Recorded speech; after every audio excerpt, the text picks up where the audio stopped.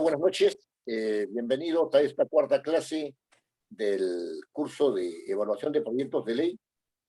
En esta cuarta clase vamos a afinar algunos otros conceptos para entrar ya propiamente en la metodología del análisis, ¿no? En la metodología del análisis de los proyectos de ley. En la clase anterior estuvimos reflexionando acerca de cuáles eran las reglas que tienen que ver básicamente con el lenguaje normativo, ¿no es cierto? O sea, con la producción de los proyectos de ley específicamente. Y habíamos hablado acerca de, en primer lugar, unas reglas que tienen que ver con la concepción de la iniciativa y las otras reglas que tienen que ver con las condiciones de viabilidad de la iniciativa, y en estas reglas de viabilidad de la iniciativa tratamos el tema de la constitucionalidad de las proposiciones, también sus impactos de carácter social o de carácter económico, y además tratamos también acerca del análisis del impacto ambiental, ¿no? Este asunto fue complementado por una última reflexión acerca de cómo debían ser tratadas las opiniones y si es que los otros tratamientos legales de otros países podían sernos de ilustración, pero que no tenían ninguna obligatoriedad, y si se dejaban de lado, no necesariamente eso iba, ni mucho menos, a provocar un problema en la elaboración de los proyectos, ¿no? Yo quiero hacer hincapié, antes de entrar en la materia propia de los principios lógicos, ¿no? Que tienen cada uno su aplicación formalizada en reglas, ¿no? Quiero eh, decirles que en estas primeras 4 clases, ¿no? Lo que hemos hecho es dar todos los instrumentos que van a ser utilizados después para ya no elaborar los proyectos de ley, sino para evaluar. Y esta evaluación de los proyectos de ley, ¿no? Esta evaluación de los proyectos de ley, ¿no? Es una evaluación que básicamente apunta a tener un diagnóstico claro del proyecto para ver cómo se viabiliza el dictamen. Y sobre el dictamen vamos a hablar con algún detenimiento, porque esta idea que se tiene del dictamen, una idea común, es hasta una especie de conocimiento, algo así consolidado, como inamovible, como un lugar común, ¿no es cierto?, de que los dictámenes, bueno, se producen, hay que dar una opinión sobre el proyecto de ley, ¿no? Y además se dice que los dictámenes aprueban proyectos de leyes, etcétera. Bueno, y esos son todos lugares comunes, ¿no? Entonces, lo que yo quiero decir es que este tipo de cursos son cursos que requieren de mucha constancia de los participantes, porque además vamos a entrar en un terreno donde no se puede dejar de lado el detalle.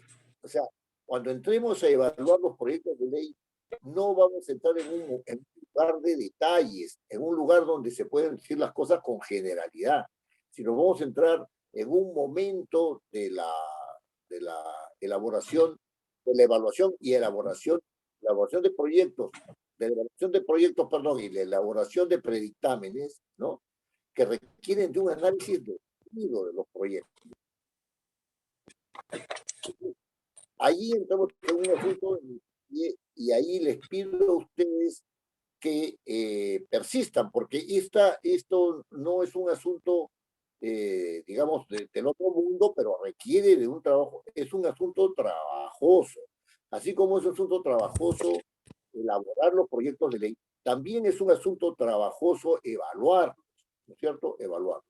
Entonces hay que estar dispuestos, con la mente dispuesta, ¿no es cierto?, para efectivamente hacer un trabajo que va a demandar un tiempo determinado, ¿no? Va a demandar un tiempo determinado.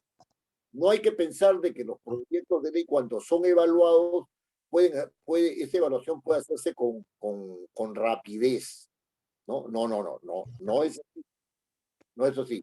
Y entonces hay que tener constancia, ¿no? Que es lo importante para hacer la evaluación de carácter más, de la manera más adecuada, ¿no? Muy bien. En primer lugar, lo que quiero decirles es que vamos a hablar hoy día acerca de los principios lógicos que organizan el texto, ¿no? Y que vamos a hablar también, ¿no? De la exposición de motivos, ¿no? Con un poco más de detalle, ¿no? Con un poco más de detalle, es decir, en razón de las reglas que voy a pasar a explicar, ¿no? Y después vamos a entrar ya a cómo se evalúa un proyecto de ley, ¿no? Inicialmente vamos a establecer algunos criterios para elaborar el proyecto de ley y en la próxima clase vamos a explicar esos criterios y vamos a hacer una aplicación a un proyecto determinado, ¿no es cierto?, para ver qué resulta de esa evaluación, ¿no? Muy bien. Los principios lógicos, seguimos con las reglas de técnica legislativa de elaboración de los proyectos, ¿ah? Para después entender cómo es que tenemos que evaluarlos, ¿no? Los principios lógicos, ¿no? que se deben aplicar sobre todo para la parte propiamente resolutiva del proyecto, ¿no? Son los siguientes. En primer lugar, está el principio de totalidad de la norma. Este principio de totalidad alude a que se debe legislar sobre todo el campo legislable, no sobre una parte del campo legislable, ¿no?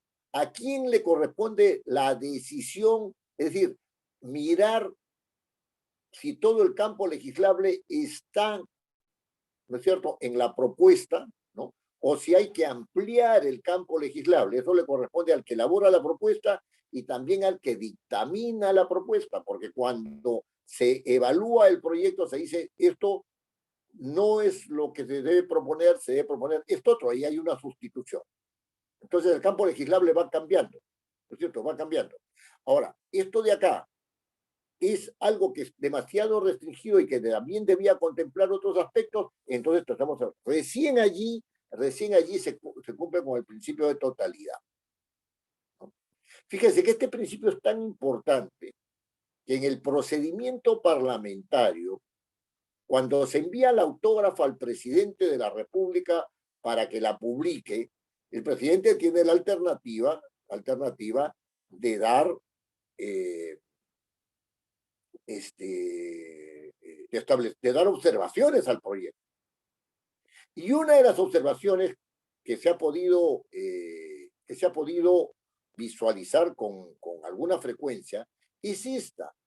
Este proyecto no contempla este aspecto, no contempla el otro aspecto, de manera tal que el Parlamento se ha visto en la necesidad, que a mí no me parece adecuada, pero se ha visto en esta necesidad, ¿no?, de pedirle al Consejo Directivo que elabore un acuerdo sobre cómo es que se realiza la reconsideración de observación presidencial. Y es muy interesante esto, porque el acuerdo 080 del Consejo Directivo, ¿no? Este acuerdo 080, lo que dice es lo siguiente: se puede reconsiderar una observación, del presidente, la observación del presidente de la República bajo tres modalidades. O si yo me allano totalmente, si me allano parcialmente y por lo tanto reconsidero, ¿no es cierto? Reconsidero solamente parcialmente e insisto, ¿no es cierto? Se llama insistencia si hay una reconsideración, ¿no es cierto?, que agarra y dice yo no, en este aspecto insisto o insisto en toda la fórmula, ¿no es cierto?, ¿no? Y después hay una tercera modalidad que se ha introducido mediante este acuerdo 080, ¿no?, que es la del nuevo texto. La idea de incorporar esta modalidad del nuevo texto como una manera de reconsiderar la observación del Poder Ejecutivo, ¿no? Fue dada porque el Poder Ejecutivo observaba la autógrafa de ley, ¿no es cierto?, desde el punto de vista de que no había abarcado todo el campo legislable, es decir, no había cumplido con el principio de totalidad y por lo tanto la norma estaba coja, ¿no es cierto? O sea, había legislado solamente en parte y no había cumplido con este principio de totalidad, ¿no? Entonces, aquí este principio de totalidad es muy interesante, porque aquí tienen que tenerse en cuenta que los conceptos operativos relacionados con el campo legislable tienen que cumplir con las reglas propias de relativas a las disposiciones que tienen que ver con el núcleo legislable. Es decir, tienen que haber disposiciones, ¿no es cierto?, que den razón del núcleo legislable, pero tienen que haber también disposiciones que den razón de las disposiciones complementarias a ese núcleo legislable, ¿no? Estas disposiciones tienen que cumplir con el principio de totalidad, ¿no? Ahora, claro, aquí hay un asunto que es ciertamente debatible, ¿no? Y lo dejo en su consideración, ¿no? Este asunto ciertamente debatible es el que está relacionado con qué considera el Parlamento, ¿no?, que cumple con el principio de totalidad. Nosotros debemos legislar hasta aquí nomás. Si ampliamos ese principio, si ampliamos ese criterio, entonces se pueden producir estos malestares de carácter político, social, etcétera, etcétera. No toquemos esos puntos, legislemos hasta aquí nomás. Y entonces, ahí se produce, en ese caso, en el caso que el Parlamento haya optado conscientemente de que debe legislar hasta aquí, y ahí determinó cuál era el campo legislable, ¿no es cierto?, y el Poder Ejecutivo decide que esa no es la totalidad del campo legislable, entonces se produce una tensión entre el Poder Ejecutivo y el Poder Legislativo en razón de la observación del Poder Ejecutivo, pero el Poder Legislativo dice no, esa observación, siendo cierta, no es viable para nosotros y en consecuencia insistimos. ¿No es cierto? Hay decisiones de carácter político que hacen que el campo legislable tenga una extensión determinada, pero la intención del que realiza el proyecto, es decir, cuál es el campo legislable en la consideración del Parlamento. ¿No es cierto? Y cuando el Parlamento evalúa, puede o no estar de acuerdo con el congresista, puede estar de acuerdo o no con el grupo parlamentario que respalda la propuesta, y puede, por lo tanto, ¿no es cierto?, ampliar o reducir, ¿no es cierto?, su pronunciamiento respecto del campo legislable, ¿no?, dentro del campo legislable. Muy bien.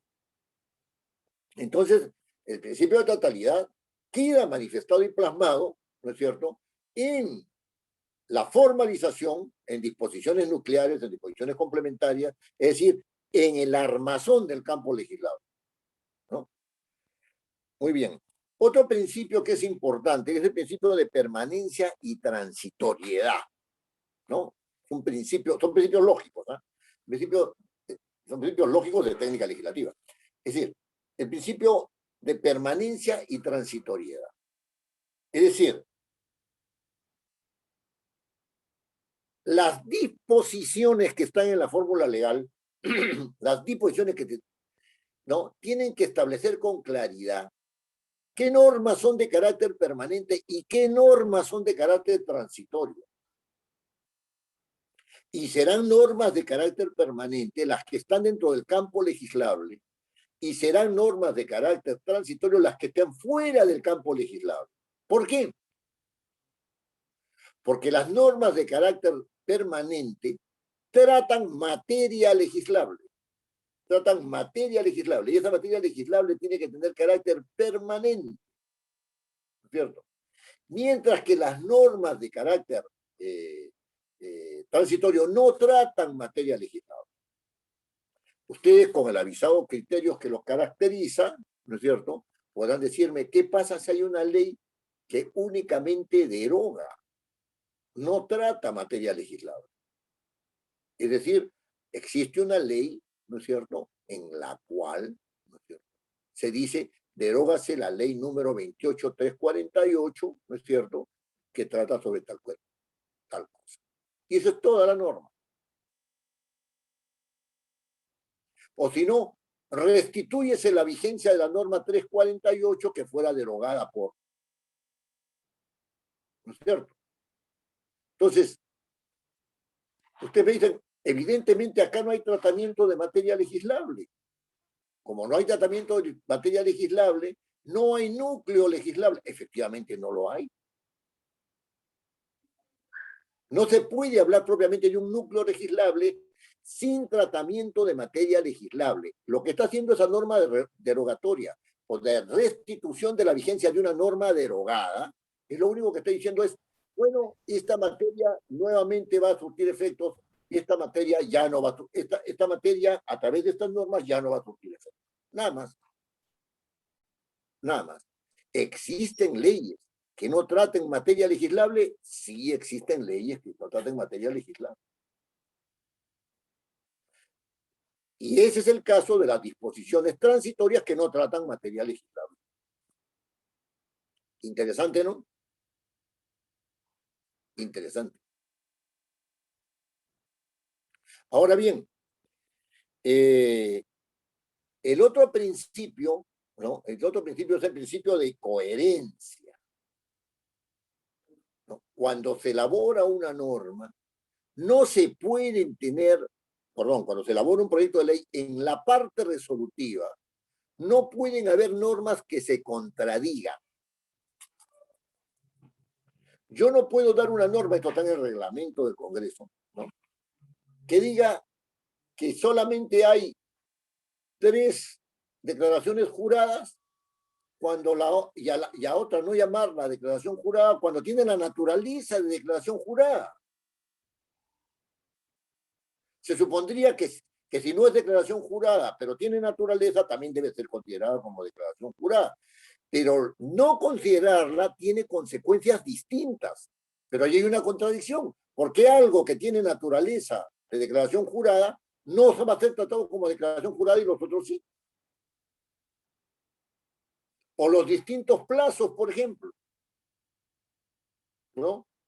Es decir, en el reglamento del Congreso nuestro, ¿no?, les pongo esto como ejemplo, ¿no?, dicen, solamente pueden juramentar los que han sido,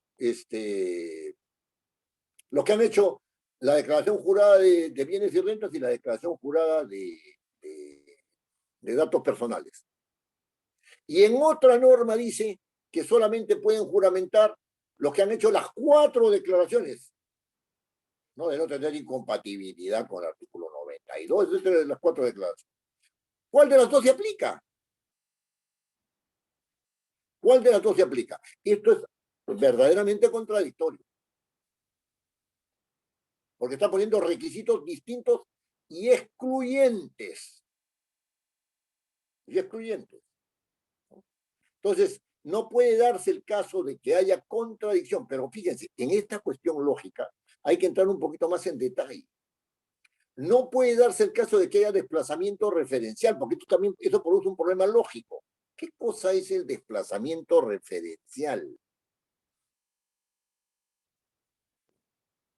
El desplazamiento referencial se da cuando una norma, ¿no?, parece surtir efectos que no surte.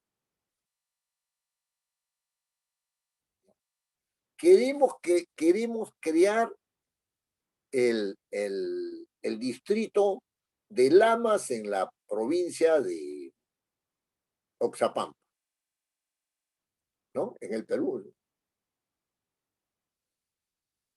Y hacemos una declaración jurada, perdón, una ley declaratoria. Hacemos una ley declaratoria, ¿no? Declárese de necesidad pública o de interés regional o particular la creación del distrito de Lamas.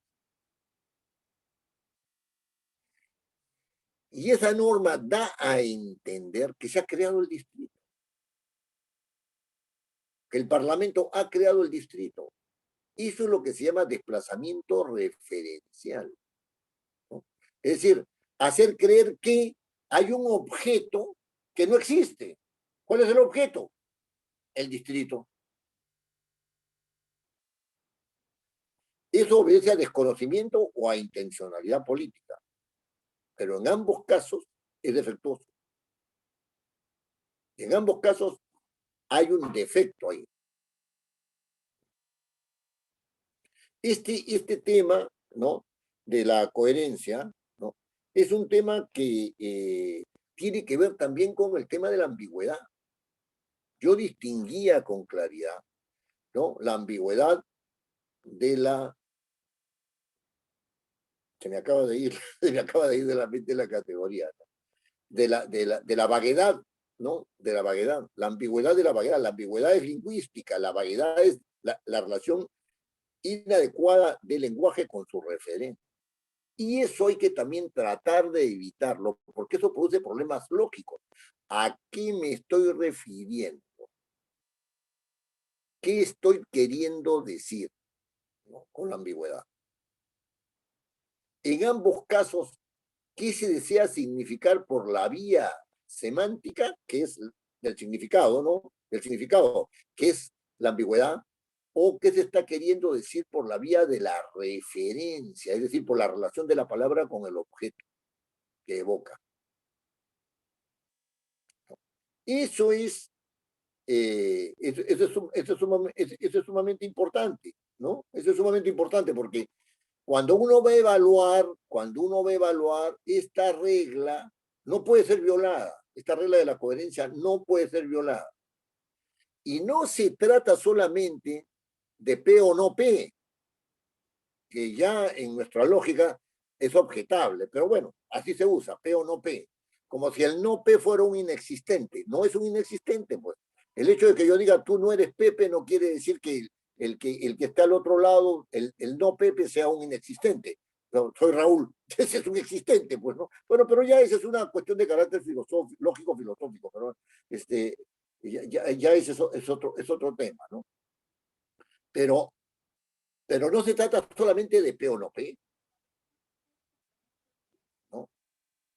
Aquí estamos rozando claramente el tema del entendimiento, ¿no es cierto?, y de la claridad de la norma. Lo clave acá, lo medular es, no puede haber contradicción entre una norma y otra. No puede. El siguiente principio es el principio de inclusión, ¿no? Es decir, si una norma un núcleo, tiene un núcleo, el desarrollo de ese núcleo va a dar lugar a disposiciones de carácter complementario, ¿no es cierto?, como lo venimos diciendo, ¿no? Bueno, esas disposiciones de carácter complementario no pueden entenderse si no están al amparo de la disposición nuclear. Como les decía en clase anterior, este principio de inclusión, este principio de inclusión es el que, sin expresarlo, ¿no es cierto?, ha dado lugar a la interposición de una acción de inconstitucionalidad respecto de la última ley referida a cómo entender la cuestión de confianza.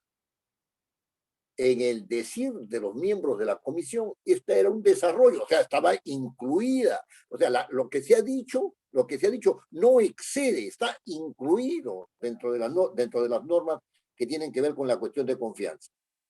Sin embargo, los que han interpuesto la demanda de inconstitucional dicen que ha ido más allá, que no es una norma de desarrollo, que es una norma que le está asignando contenido a esta norma, y al asignarle contenido, no está incluyendo nada, está creando otra norma. Pregunta, ¿se ha desarrollado o se ha cambiado la norma? ¿Y qué está en juego ahí? El principio de inclusión. No puede estar incluido dentro de la norma lo que está fuera de ella. Según los miembros de la comisión, está dentro de las normas sobre la cuestión de confianza.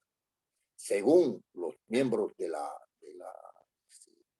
oposición, ¿no es cierto?, a esta norma, de la oposición a esta norma, dicen que se ha incurrido en exceso, que por una forma de desarrollo constitucional no puede cambiarse el contenido de la norma. Ahí no funciona el principio de inclusión. No se está derivando nada, se está cambiando la norma. Ese es un asunto que es realmente importante, pero además, fíjense cómo la forma no se puede deshacer del fondo, es decir, la materia legislable no puede deshacerse de su forma, de la forma en la cual anda contenida. Ese es muy interesante. Pero además tiene otras extensiones del principio de inclusión, es decir, si yo quiero desarrollar un artículo en incisos y quiero desarrollar esos incisos en literales, como es mi sugerencia, porque los incisos siempre son numerales, ¿no? Es mi sugerencia, ¿no? Y no ir más allá de eso, ¿no? Entonces quiere decir que los literales tienen que estar dentro del inciso desarrollado, no pueden excederlo, tienen que estar a su interior, ¿no? Y tanto esos literales como ese inciso desarrollado tienen que estar al interior del artículo.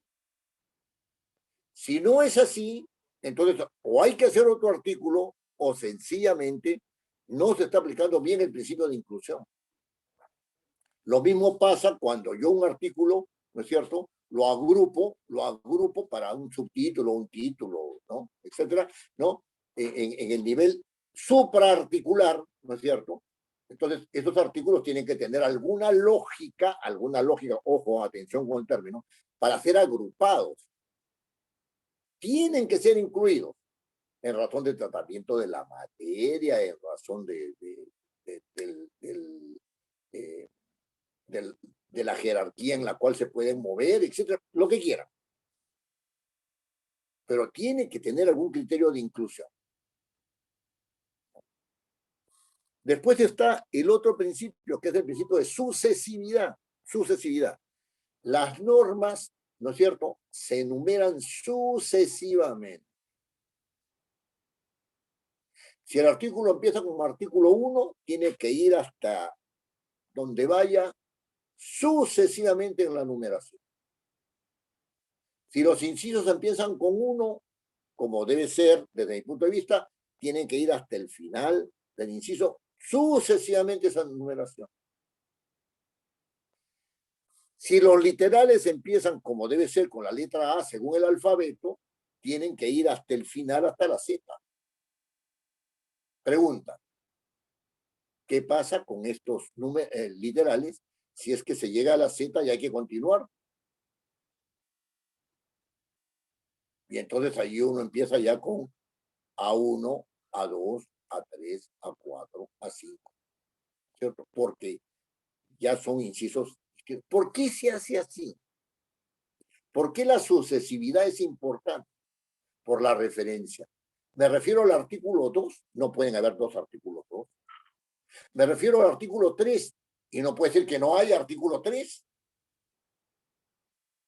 Me refiero al artículo 5, es el que está después del 4. No hay vuelta que darle. La referencia se facilita con este criterio de sucesividad.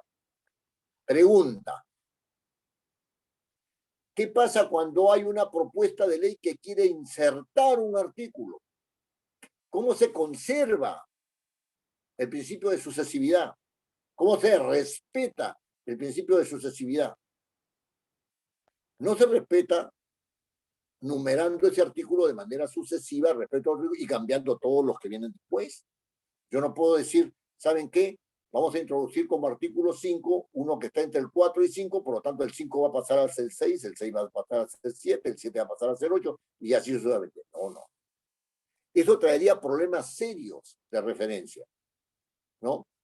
Y las referencias pueden estar dadas antes de la inserción, como pueden hacerse después de la inserción. Entonces, ¿cómo es que hay que hacer? Si los artículos vienen todos en sucesión numérica, se pone un carácter literal 1A. Entonces, se entiende que el 1 ha sido insertado dentro del 1 y el 2, y se dice 1A, ¿no es cierto? 1A. Y se entiende que cada vez que lea uno un artículo 1A, ese artículo ha sido objeto de inserción.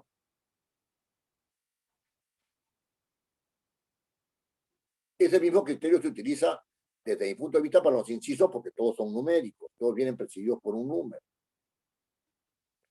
Y ese principio de inserción, y esa idea de la inserción, ¿no es cierto? Tiene que respetar el principio de sucesividad, ¿no? También se aplica, pero de manera distinta a los literales. ¿Qué pasa si yo quiero insertar entre el numeral A y el, perdón, entre el literal A y el literal B, ¿no es cierto? Otro literal, entonces tengo que ponerle A1, ¿no es cierto? Y allí todavía hay cosas que razonar, porque si se hubiera terminado y se lleve más allá de la Z, también hay un literal A1. ¿Cómo voy a insertar un A1 ahí? Arriba. Ya hay un literal A1, ¿no? Y entonces, en ese caso, ¿cómo se hace? Si existiera ya un literal A1, habría que poner A1A, ¿no es cierto? A1A. Y esto es un problema que no está resuelto. Esto es un tema que no está resuelto. Y que dicho sea de paso, hay que ser también claros en esto. No se da con frecuencia, ¿no? Porque nunca hay 27 literales, pues de algo. 27 literales. Es muy difícil, ¿no? Es muy difícil que un caso dice. Muy bien. Otro asunto está en relación con la modificación de las normas. Otras reglas, hay reglas también relacionadas con la modificación de las normas. Por ejemplo, yo puedo hacer modificaciones, ¿no es cierto?, con materia legislable. Entonces, esas modificaciones tendrán que ver con el núcleo legislable. Puedo hacer modificaciones de normas sin materia legislable, puedo hacer modificaciones de normas sin materia legislable. Entonces, eso estará fuera del núcleo legislable. Pregunta. Si hago una modificación de una materia, de una disposición material que se entiende que está dentro del núcleo legislable, entonces, una vez que hecha la modificación, esa modificación tiene que ser colocada, perdón, la propuesta tiene que modificar, que tiene que colocar esta modificación dentro del núcleo legislable. Pero cuando hago una modificación de una disposición o de una norma que no tiene materia legislable, tengo que colocarla fuera del núcleo legislable. Interesante, ¿no? Interesante. Ahora bien, la norma tiene sus estilos y existen reglas que tienen que mantener, que permiten, digamos, formalizar ese estilo de la norma. En primer lugar, hay que tener muy en claro que la norma no explica, no arguye, no expresa sus fundamentos. La norma es una conclusión de un proceso. ¿Cuándo empieza ese proceso? Cuando se esté elaborando el proyecto, se llega al proyecto, cuando se dictamina el proyecto, cuando se apruebe el proyecto, cuando después de observado el proyecto se insiste, se allana uno, da un nuevo texto, etcétera. Ahí. Pero la norma no explica. Es una conclusión de todo ese proceso. Y por lo tanto, cuando se dice esta norma pretende tal cosa, esa es una explicación que tendría que estar en la exposición de motivos, no tiene por qué estar en la norma. Y muchas veces la norma misma, ya cuando no es explicación, es solamente una repetición de lo explicado con anterioridad, lo cual quiere decir que esa explicación es superflua. Esta norma tiene por objetivos tales y tales y tales. ¿Por qué tiene que decirse que esa norma tiene por objetivos tales y tales y tales? Ese es un asunto que viene del mundo académico, no viene del mundo jurídico. Si la norma no cumple con esos objetivos y de repente resulta eficaz para ciertos casos, ¿qué van a hacer? Van a derogar la norma, la van a cambiar, etcétera. ¿Qué se haría en ese caso? No se puede hacer nada. ¿Y para qué existe esa norma entonces?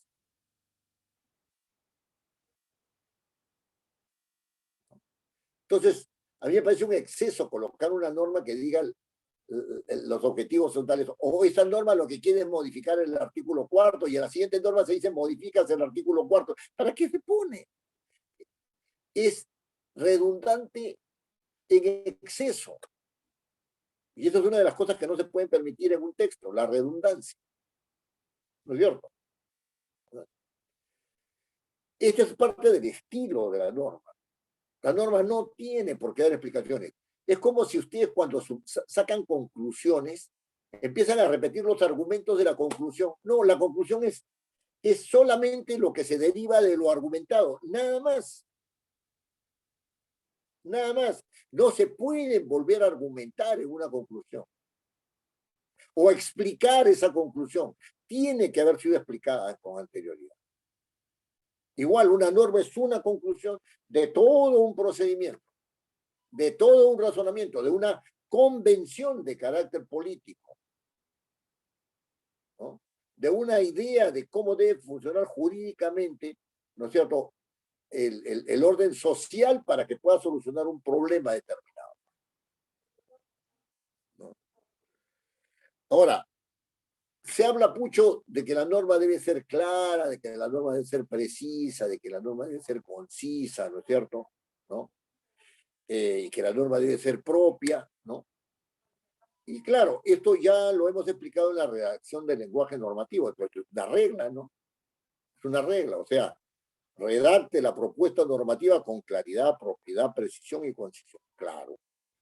Para conseguir la claridad hay que tratar el lenguaje con propiedad, no es lo mismo hurto que robo, no es lo mismo que propiedad y posesión, no es lo mismo tener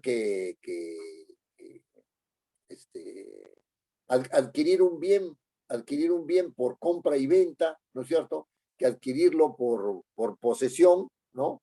Y pedir la prescripción adquisitiva de dominio por haber estado 10 años en posesión de un bien y haber pagado todas las obligaciones relacionadas con ese bien sin que los propietarios accionen, ¿no es cierto? Entonces, son asuntos propios del derecho y ahí hay una propiedad en el manejo del lenguaje, ¿no? Una cosa es la prescripción adquisitiva de dominio en el mundo civil y otra es la prescripción de un delito en el mundo penal, que utiliza la palabra prescripción igualita, ¿no? Entonces, claro, la claridad se logra utilizando el lenguaje con propiedad, con precisión, con concisión, teniendo claro el mundo que está subyacente a la norma. El mundo que está subyacente a la norma no solamente es el mundo cultural que ha dado lugar a estas normas, sino también el sistema jurídico dentro del cual las normas se articulan, ¿no? Las normas, las normas están en relación con otras normas y todas ellas están en relación, y no solamente en una relación horizontal, sino en una relación también vertical de carácter jerárquico, y entonces constituyen un sistema. Por eso es que la derogación de normas tiene que tener un, un claro, ¿no es cierto?, análisis, debe obedecer a un claro análisis de impacto probable de la norma, de la propuesta normativa, ¿no? Porque, eh, cómo es eso de que la norma es clara si es que no se sabe qué otras normas están modificando, ¿no? ¿Cómo se sabe que si las normas que se están modificando son las únicas que van a sufrir modificación? Y de repente ni modificación, sino derogación. ¿Cómo se sabe? ¿No? Es decir, estamos en un sistema. Y es por eso que no es fácil dar una norma que diga que se expulsan del sistema jurídico, que se expulsan del sistema jurídico, ¿no? Estas normas por haber cumplido sus objetivos. Porque las normas si bien pueden haber cumplido sus objetivos, pueden estar vigentes para casos en los cuales haya ultraactividad. ¿Qué significa la ultraactividad de la norma? Que la norma, a pesar de haber sido derogada, se encuentra todavía dentro del sistema porque pueden invocarse sus efectos para aquellos actos que fueron realizados en el tiempo de su vigencia.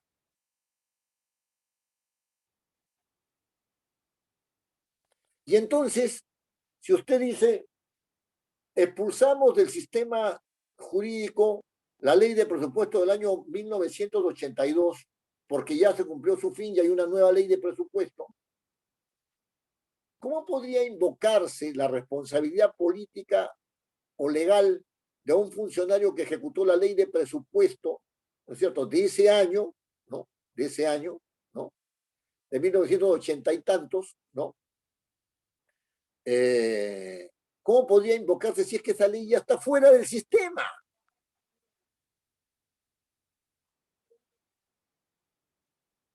No podría invocarse.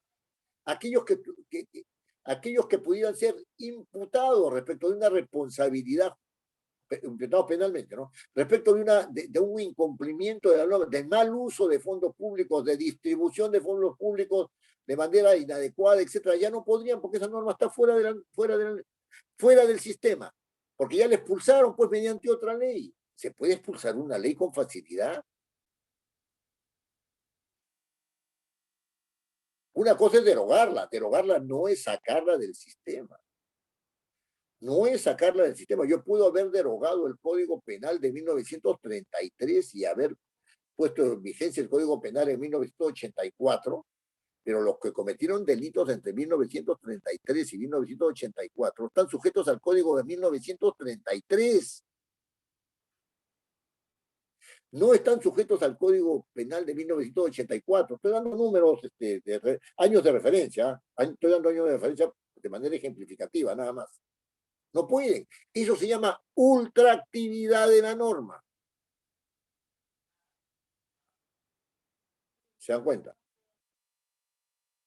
Y entonces cuando la regla dice, redacte la propuesta normativa con claridad, propiedad, precisión y concisión, no solamente les está diciendo que la norma, ¿no es cierto?, tiene que ser redactada en razón de su claridad textual, sino en razón de las consecuencias jurídicas de su existencia.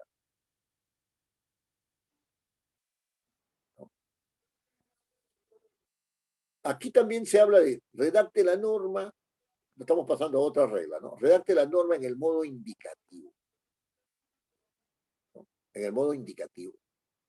Y aquí la gente se hace problema. ¿Y por qué no en el modo subjuntivo si es en el modo, si es en el modo subjuntivo es el modo de la posibilidad? ¿Y por qué no en modo potencial? Que bueno, ahora lingüísticamente está metido dentro del modo indicativo. Según unos trabajos que realizó Alarco Lloras ya hace bastantes años atrás, no un lingüista, ¿no? Alarco Lloras. Entonces, ¿qué, qué, qué, ¿por qué no en ese modo? ¿Se dan cuenta? El modo indicativo es una manera de manejo del lenguaje, no que te indica la posibilidad.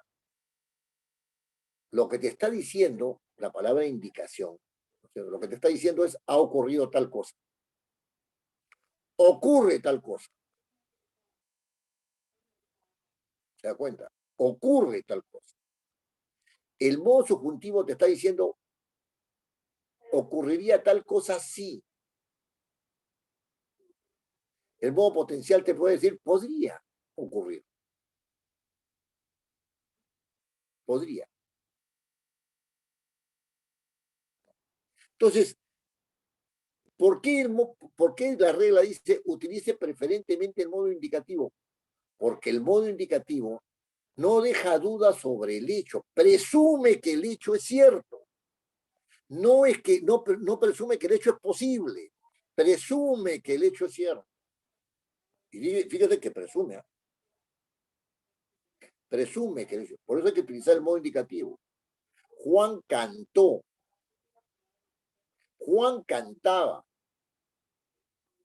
Juan había cantado. Juan ha cantado. Se presume que el hecho es cierto. Juan fuma. Se presume que el hecho es cierto. Se presume. Se presume. Por ello, tú crees que Juan canta? Ya el hecho no es cierto.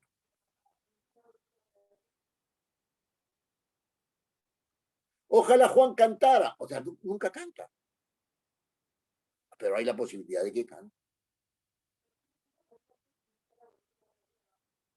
Incluso se le niega esa posibilidad. Posibilidad. No se presume que el hecho es cierto. Se le niega la posibilidad. Y así sucesivamente. Esto está muy unido con el tiempo. Hay que dar preferencia a utilizar el tiempo presente. Claro, por supuesto que sí. En las normas hay que dar fuerte preferencia al uso del presente. ¿Por qué?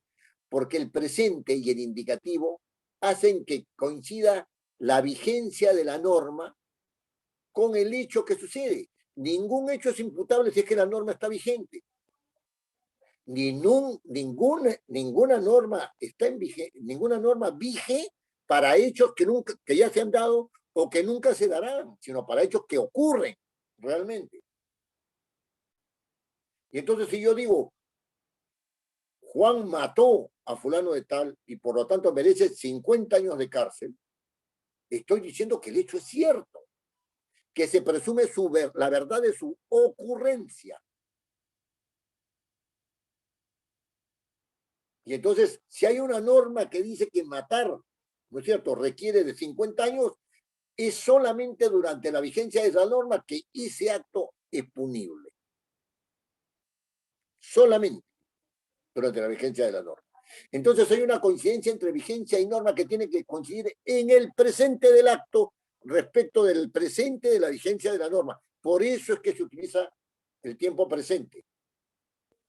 Pero si uno de manera inteligente dice, oiga, pero está bien, el hecho ocurre, ¿no es cierto? Se presume que el hecho ocurrió durante la vigencia de la norma. Esa es la presunción. Y por lo tanto, la persona que ha realizado el hecho, ¿no es cierto?, ¿no?, que ha estado metida dentro del hecho, comprometida dentro del hecho, es sujeta a un procedimiento de carácter civil, un carácter penal, administrativo, lo que fuera.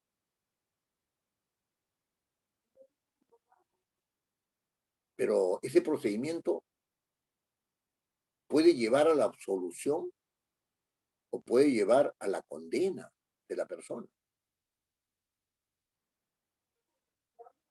Y si lleva a la absolución, y si lleva a la condena, eso siempre se realizará después.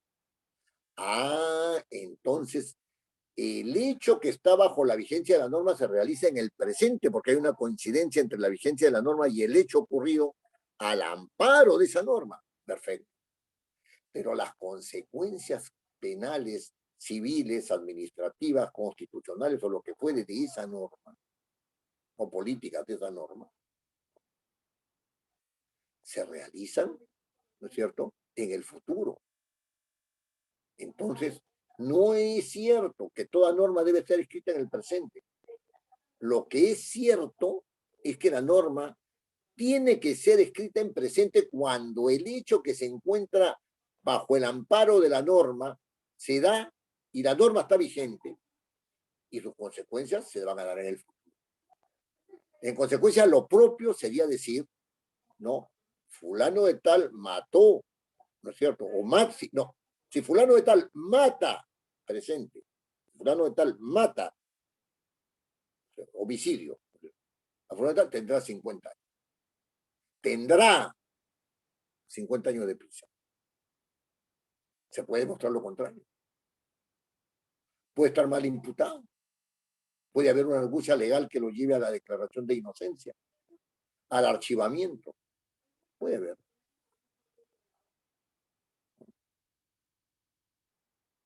Ahora bien,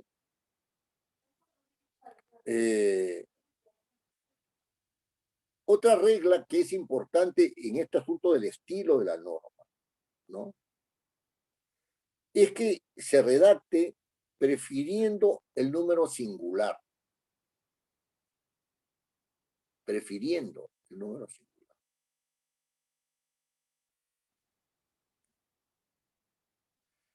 Claro, la palabra prefiriendo supone de que hay casos en los cuales no se puede utilizar el número singular. Los delitos en banda, por ejemplo. Los delitos en banda que requieren más de 3 personas según la legislación peruana.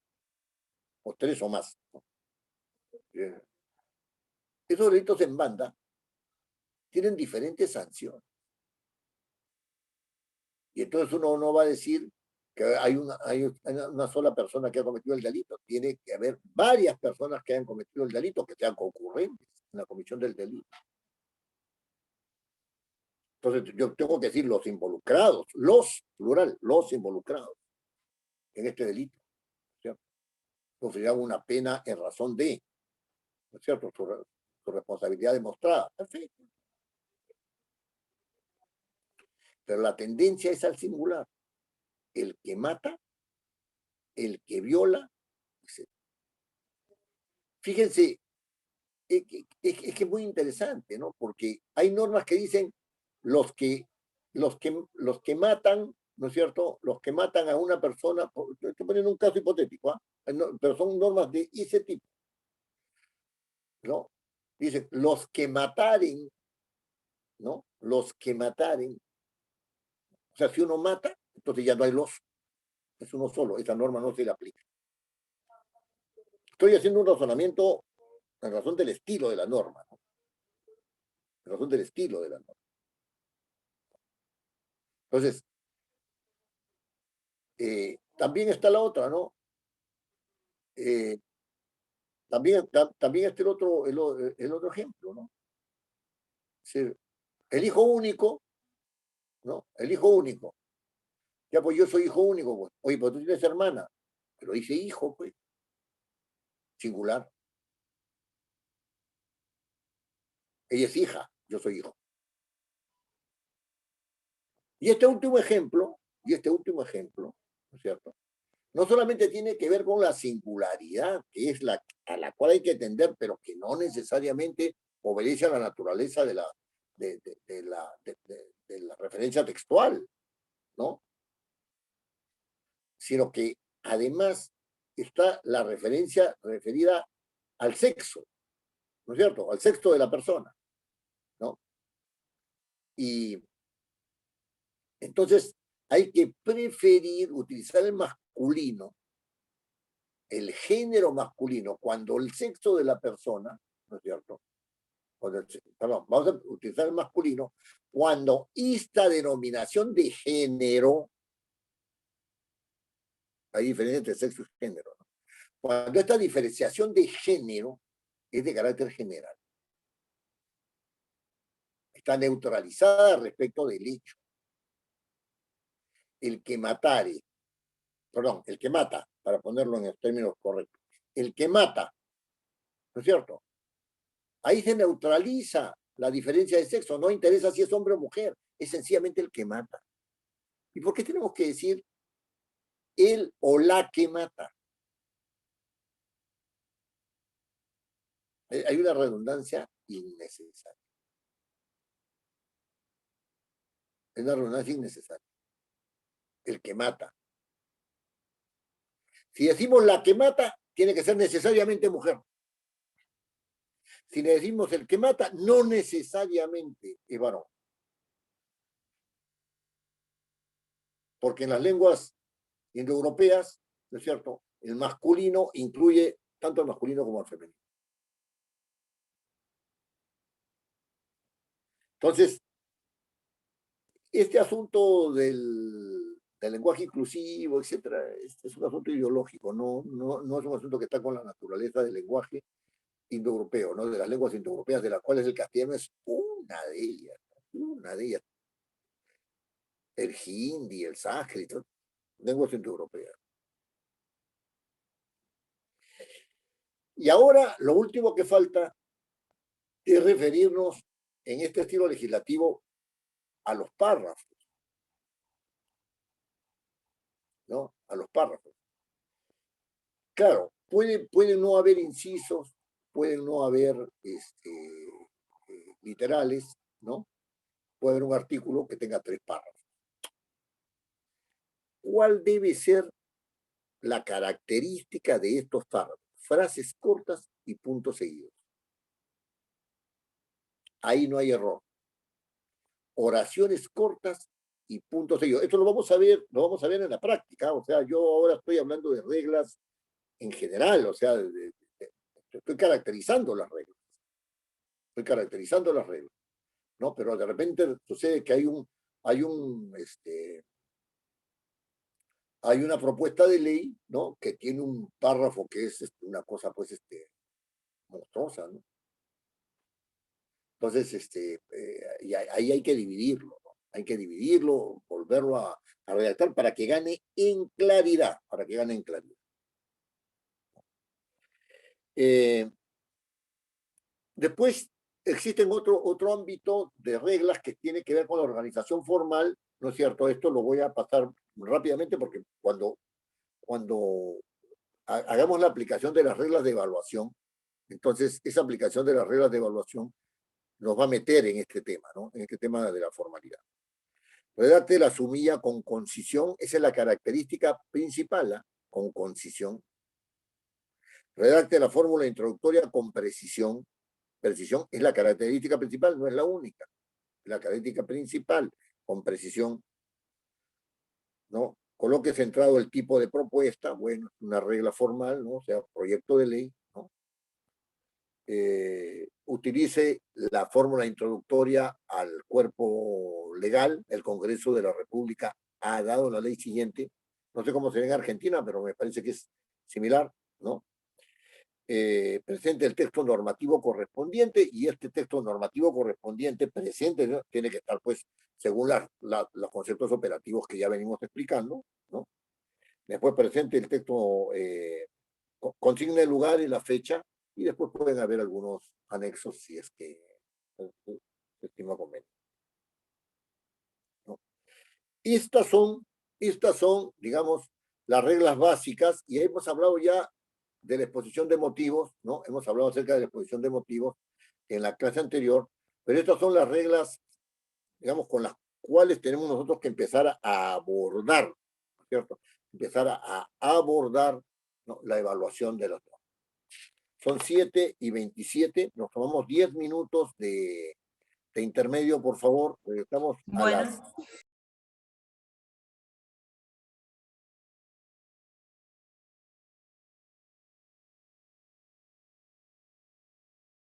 Bueno, Muy bien, entonces, continuando con esta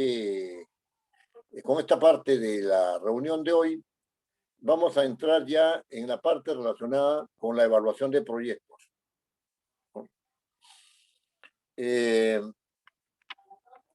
Para ubicarnos adecuadamente, tendremos que decir que, habiéndose elaborado el proyecto, ha sido presentado ante el Parlamento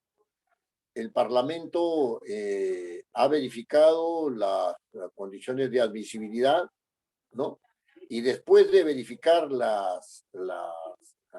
el cumplimiento de los requisitos de admisibilidad, eh, admite la propuesta, la eleva ante el oficial mayor del Congreso. El oficial mayor del Congreso toma el proyecto, lo lee y hace una propuesta de derivarlo a una determinada comisión y como máximo a 2 comisiones, ¿no? Esa propuesta a su vez la pone en consideración con el primer vicepresidente del Congreso, que generalmente es el encargado de formalizar esta propuesta, ¿no? Y si esta propuesta es aceptada, inmediatamente se envía, y si no la es, el mismo vicepresidente establece a qué comisión va a ir, y en cumplimiento de esa determinación, el oficial mayor envía el proyecto de ley a la comisión pertinente, ¿no? El proyecto de ley enviado a la comisión pertinente es recibido en esa comisión en la fecha de llegada, ¿no? Para eso establece la recepción, ¿no? Es decir, hay un proveído por el cual el oficial, perdón, el secretario técnico de la comisión, ¿no? Da por ingresado el proyecto, ¿no?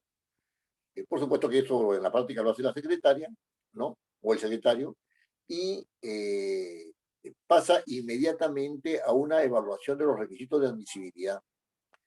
Si los requisitos de admisibilidad son cumplidos, entonces esos requisitos de admisibilidad, perdón, si son cumplidos, el proyecto continúa su trámite, si no, se archiva de plano, ¿no? Se archiva de plano por un incumplimiento de los requisitos de admisibilidad. Muy bien, este es un tema de procedimiento en el cual yo no voy a entrar en detalle, tengo opinión propia a ese respecto, no estoy de acuerdo con que sea así, pero bueno, no viene al caso en este momento, ¿no? Muy bien, en el momento en el cual es admitido el proyecto a la comisión tiene que eh, eh, decir si va a asumir competencia sobre el proyecto. Una cosa es que haya, una cosa es que haya cumplido con los requisitos de admisibilidad y otra cosa es que la comisión asuma competencia sobre el proyecto. Asumir competencia sobre el proyecto para este caso significa que después de admitido, el proyecto es leído por el secretario técnico de la comisión y el secretario técnico de la comisión puede decir que ese proyecto no se encuentra dentro de los alcances de la comisión porque la comisión no trata esa materia y que ha sido mal derivado y por lo tanto lo puede devolver, ¿no es cierto? Pero en el caso de que haya asumido competencia, entonces el proyecto, ¿no?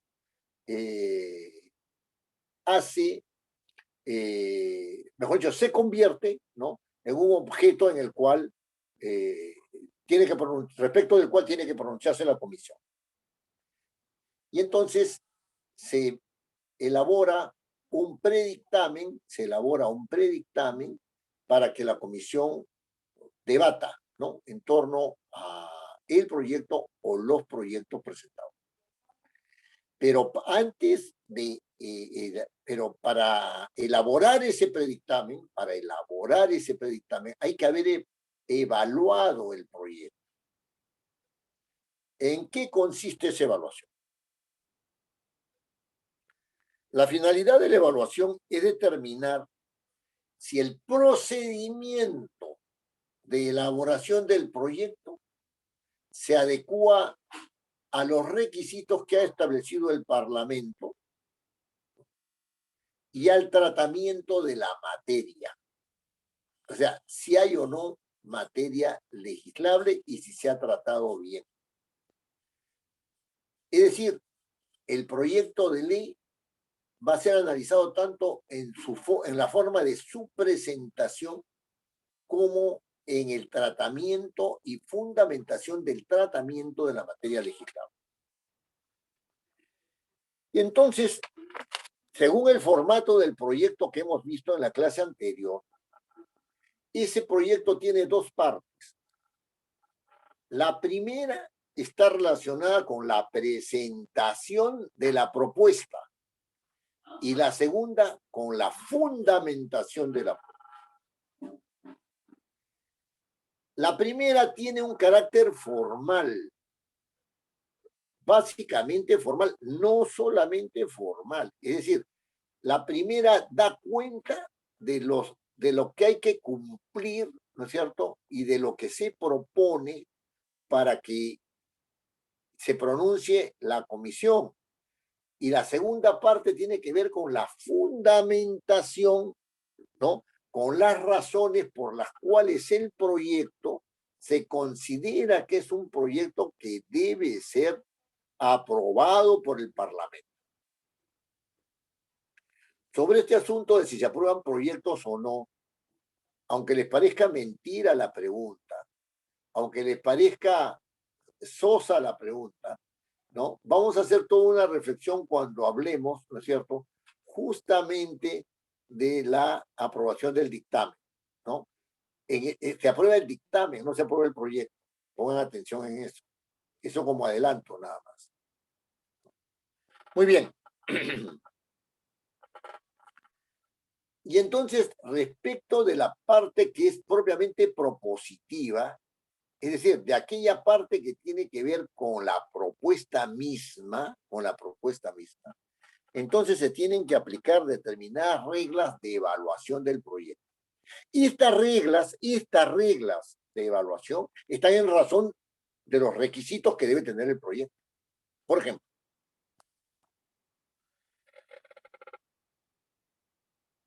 hay que preguntarse, ¿no?, si se ha redactado la fórmula introductoria con precisión.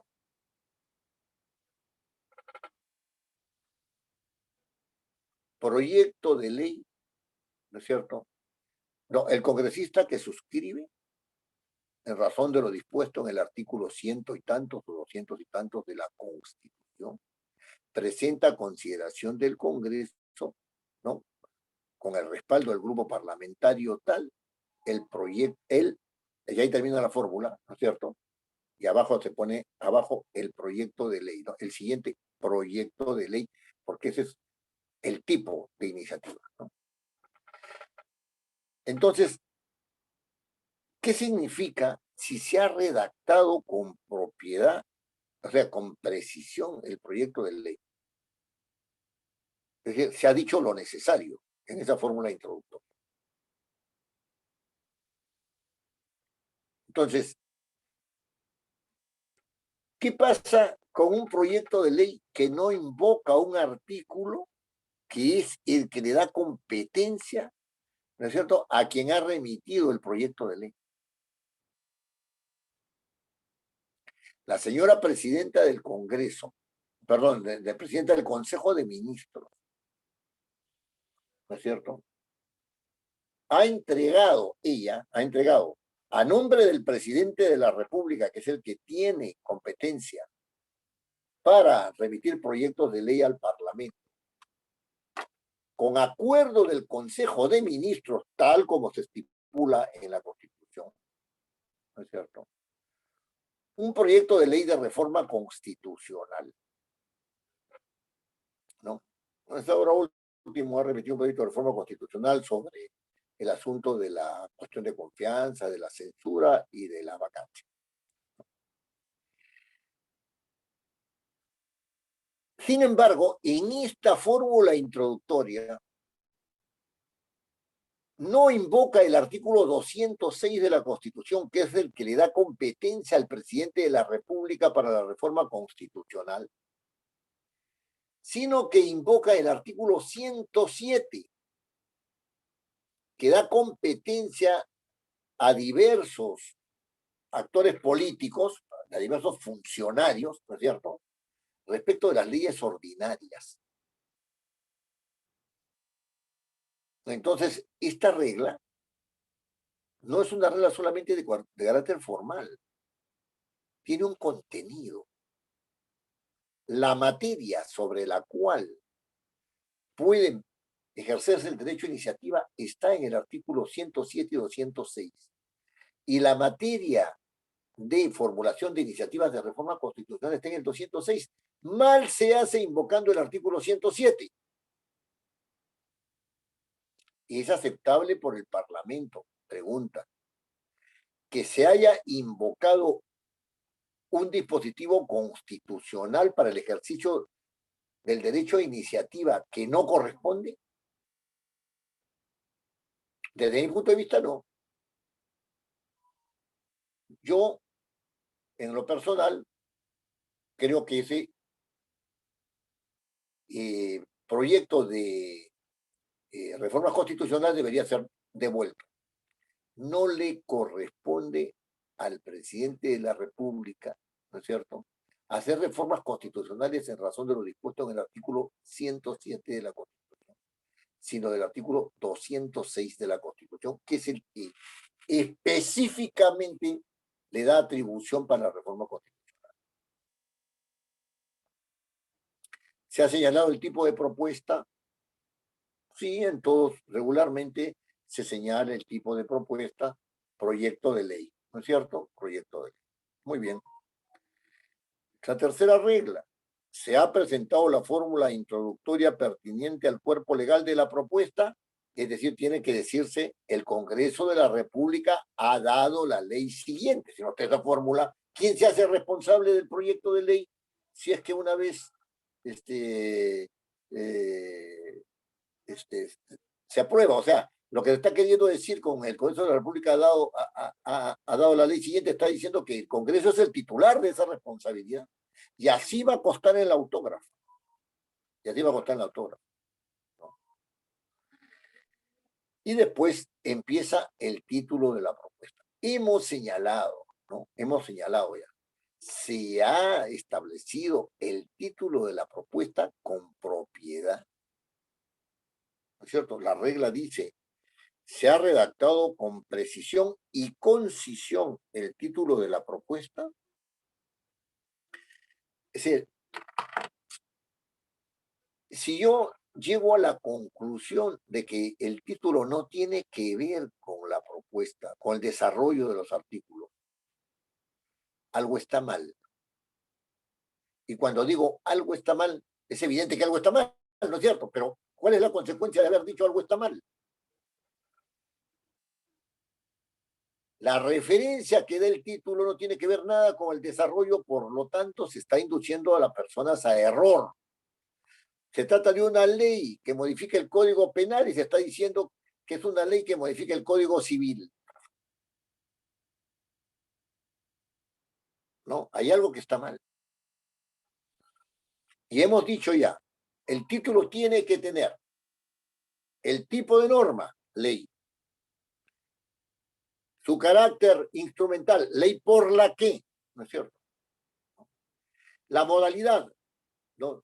Ley por la que se modifica, ¿no? Y después la materia, ¿no? Ley por la que se modifica el artículo 4 de la ley de partidos políticos, ¿no? Aunque sea de manera general, allí está la materia. Si estas características no están y no coinciden con el desarrollo, entonces el título está mal puesto. Está mal dado e induce a error.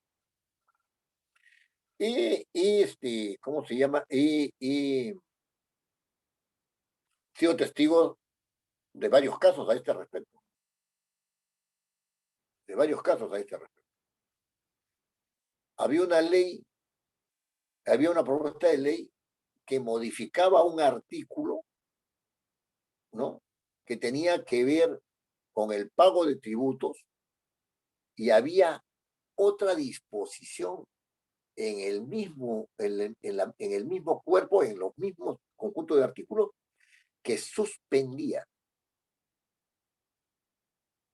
Había una norma que condicionaba la disponibilidad presupuestal y la otra que suspendía el pago presupuestal. Sobre lo mismo. ¿Qué decía el título? Que se modificaba el artículo tal y no decía nada de la suspensión por 2 años del pago de tributos.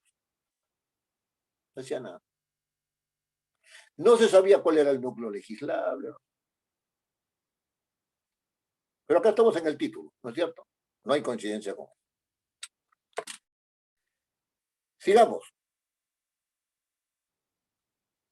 Se ha presentado adecuadamente el conjunto de artículos que constituyen la propuesta, ¿no? Y me refiero tanto a los del ámbito, a los del campo legislable como a aquellos que están fuera del campo legislable. Se han presentado con propiedad. Es decir, del núcleo se derivan los, los artículos complementarios, lo estoy apreciando. Se ha derogado o no se ha derogado explícitamente un conjunto de normas o sencillamente se ha hecho una derogación, ¿no es cierto?, innominada, ¿no? Sin las normas que son objeto de la derogación. ¿Se ha hecho eso? De todas estas cosas, ¿no es cierto? De todas estas cosas hay que ir tomando nota, hay que ir tomando nota, hay que ir tomando nota. El texto normativo se utiliza preferentemente en modo indicativo, se utiliza preferentemente el tiempo presente o el futuro, ¿no es cierto? Como ya hemos explicado, ¿no? Se utiliza el singular, se utiliza preferentemente el masculino, ¿no? Si hay párrafos, estos párrafos tienen frases breves y puntos seguidos, etcétera. Están bien construidos, es lo que te quiero decir. ¿Ya? De esto, de las respuestas para ver si hay aplicación de la norma, se toma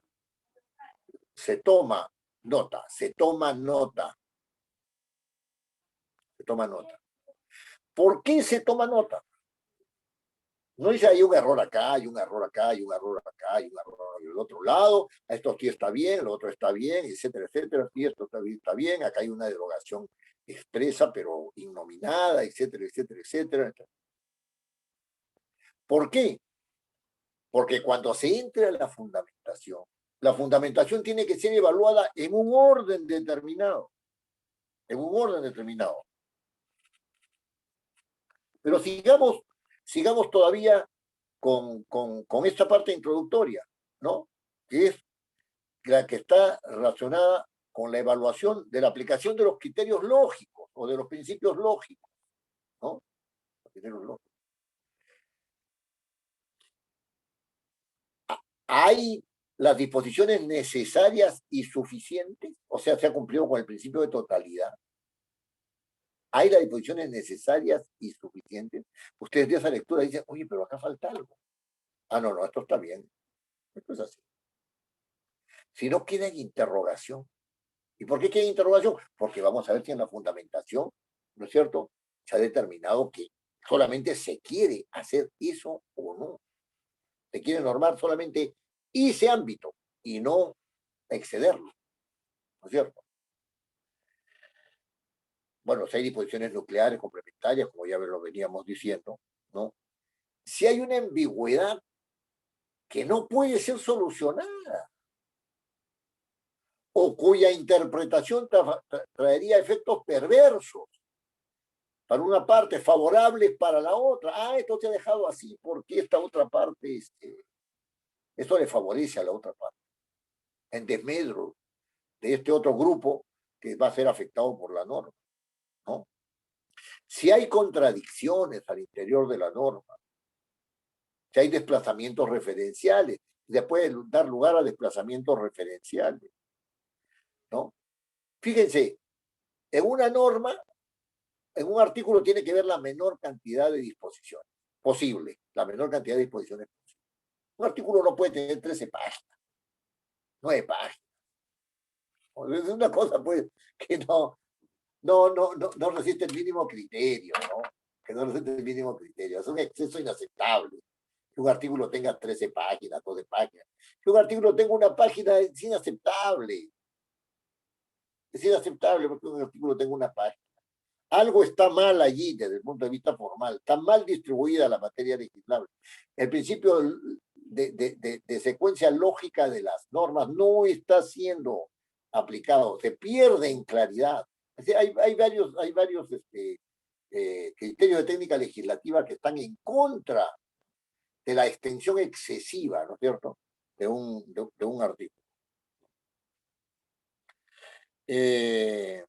Bueno, ahí también se tiene que incluir en base al principio se tiene que considerar en base al principio de inclusión si hay agrupaciones supraarticulares o infraarticulares, si hay incisos, si hay literales, etcétera, ¿no?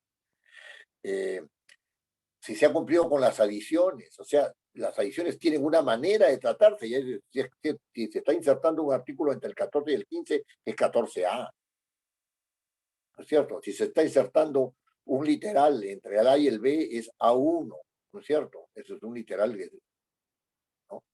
Etcétera, ¿no?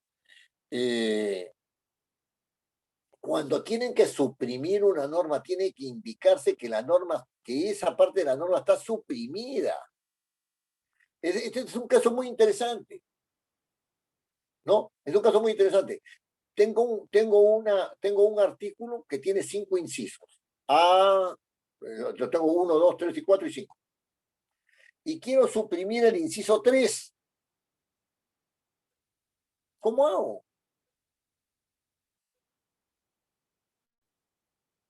Si lo quito, voy a tener una numeración 1, 2, 4, 5. Acá hay algo irregular. Si lo dejo tal como está, ¿cuál es el que ha sido suprimido?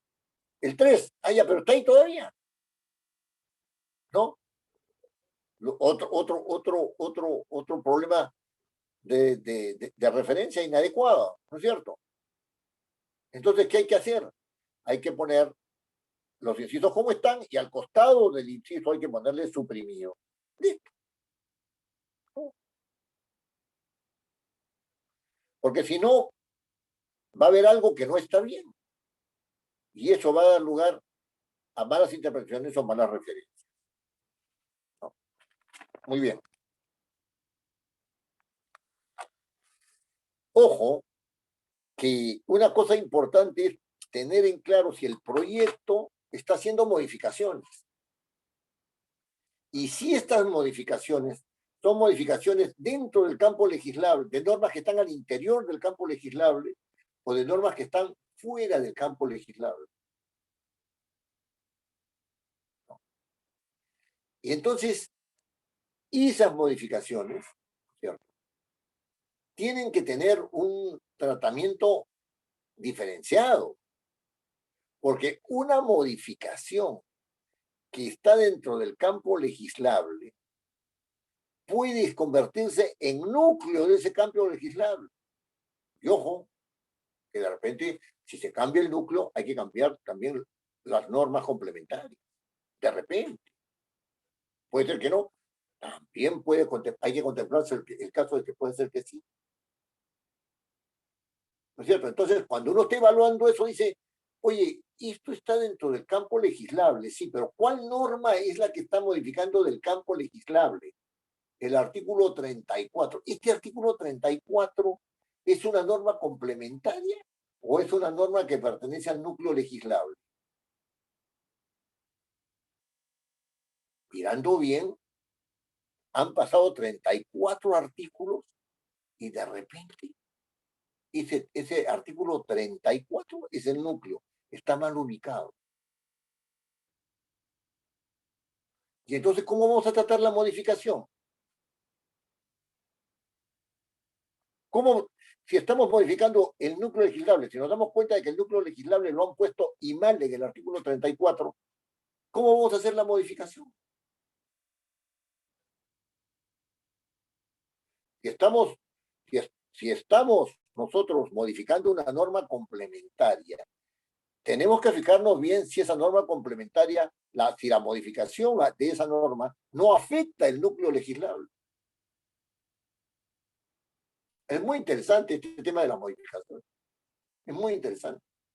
Otra cosa es la modificación de las disposiciones, de las normas o de los artículos, como quieran llamarlos, que están fuera del campo legislable, que no tratan materia legislable, que se dan como consecuencia del tratamiento del campo legislable, en el campo legislable. ¿Restituyese la vigencia? Muy bien, se restituye la vigencia.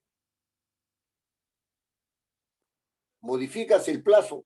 Se modifica el plazo.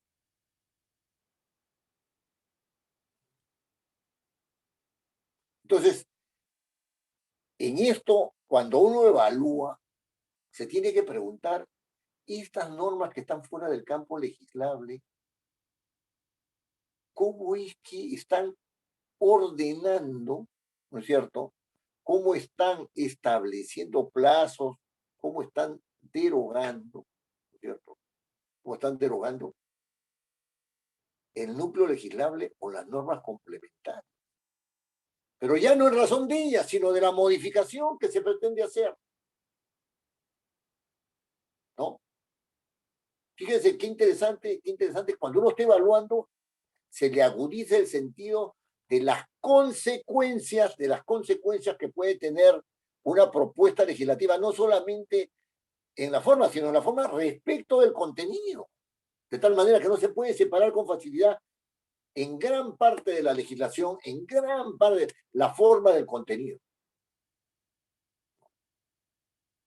Entonces, ese es un asunto realmente importante.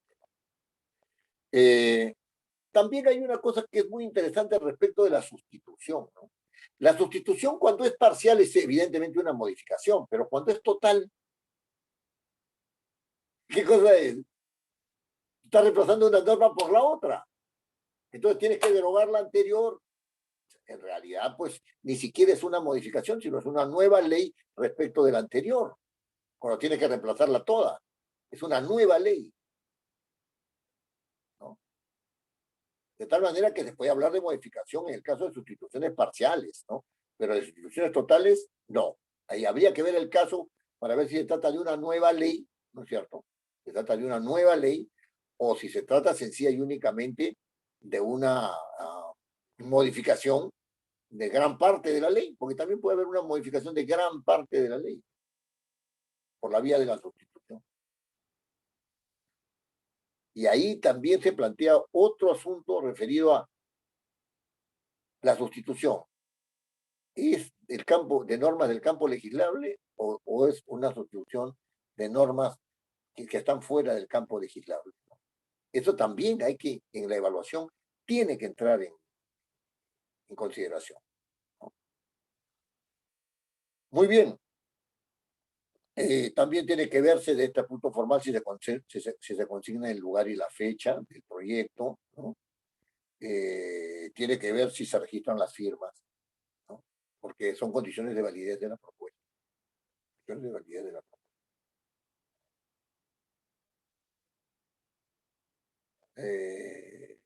Entonces,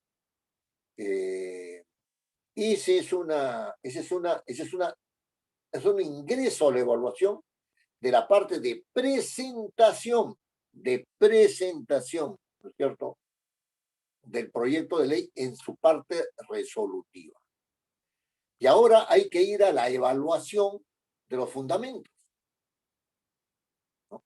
Y esta evaluación de los fundamentos, ¿no?, tiene que ver con cómo en cada uno de estos fundamentos, ¿no?, encuentra razón de ser la fórmula resolutiva. Ese es el asunto. Bueno, hemos asistido a dictámenes, y hablo de dictámenes aprobados, ¿no? De dictámenes aprobados, donde la parte de fundamentación no tenía que ver absolutamente nada con la parte resolutiva. Yo he tenido que evaluar dictámenes en los cuales la parte resolutiva se realizaba de tal manera que no tenía, que conducía a la negación del proyecto, o sea, a la desestimación del proyecto, ¿no es cierto? Y el proyecto resultaba siendo aprobado. No entiendo nada en el documento, ¿no? Resultaba siendo aprobado. Todo el razonamiento iba a las dificultades que tenía el proyecto, pero por estas razones se tiene que aprobar el proyecto según esta fórmula sustitutoria. Eso, de esta fórmula vamos a hablar, ¿no? Entonces, aquí entramos ya en la parte de la exposición de motivos, que es la que tiene que fundamentar, ¿no es cierto?, esa parte resolutiva. Muy bien. Yo tengo esa fundamentación del proyecto en la llamada exposición de motivos, ¿no? Entonces voy a evaluar esa exposición de motivos. Te voy poniendo un ejemplo inicial, en una consultoría que realicé hace poco sobre las MIPES, ¿no?, sobre las MIPES, se proponía la suspensión por 2 años del pago de no sé qué impuestos, ¿no? Y si eso va a favorecer la formalización de los MIPES, todo eso, bueno, vamos para adelante, ¿no? Pero no había ningún argumento en ese proyecto, que dijera que las MIPES iban a formalizar. O sea, ¿cómo se iban a formalizar las MIPES? A través de esta norma que se iba a dar. En segundo lugar, si la disminución, o sea, si la suspensión de pagos de impuestos, no sé qué impuesto era, no recuerdo, ¿no? Al impuesto iba a traer como resultado que se formalizara, por un lado, y por otro lado, si después de cumplido el plazo, iba a proyectar cuáles iban a ser los ingresos o los beneficios para el Estado, porque el Estado estaba perdiendo plata a suspender el pago por ese impuesto. No había nada. ¿Se dan cuenta? Entonces, ese asunto que era nuclear, en el sentido de que era la base de la argumentación en términos económicos, ¿no es cierto? En términos económicos no estaba.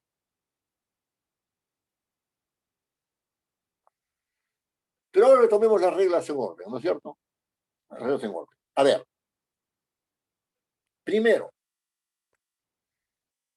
en la fórmula, en la exposición de motivos debe estar claramente establecida, ¿no es cierto? Claramente establecido el problema que suscita la iniciativa. Es decir, ese problema que se pretende resolver.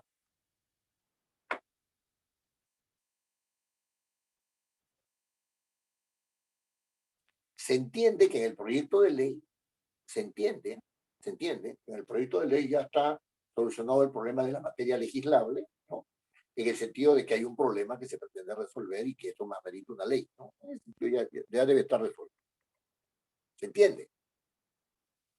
Pero aquí tenemos este problema. Es lo primero que hay que expresar.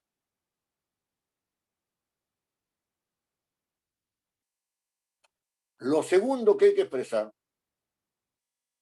es si se ha determinado la materia legislable de ese problema. El problema puede tener una extensión de 20 kilómetros, vamos a ponerlo así de manera metafórica, y yo solamente encuentro materia legislable en 5 kilómetros, en esa extensión. Ya se determinó la materia legislable así, en el proyecto. Ah, entonces, si este es el problema, ¿se puede dar un proyecto de ley sobre la materia legislable determinada o esa materia legislable tiene que reducirse aún más o debe ampliarse? ¿Cuáles son los fundamentos por los cuales el problema se ha visto desde ese punto de vista, ¿no es cierto? Y se ha determinado que la materia legislable va a ser ese aspecto del problema?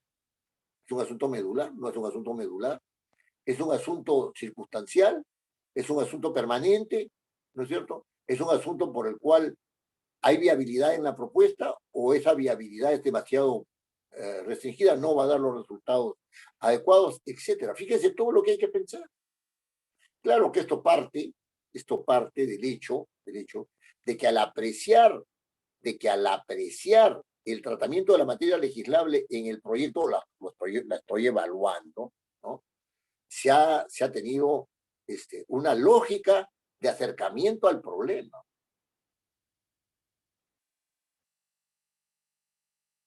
No basta con decir, hay un problema de captación de recursos para el Estado, de dinero para el Estado, ¿no? Hay un problema, ¿no? De recursos para el Estado, y por lo tanto tenemos que anchar la base tributaria.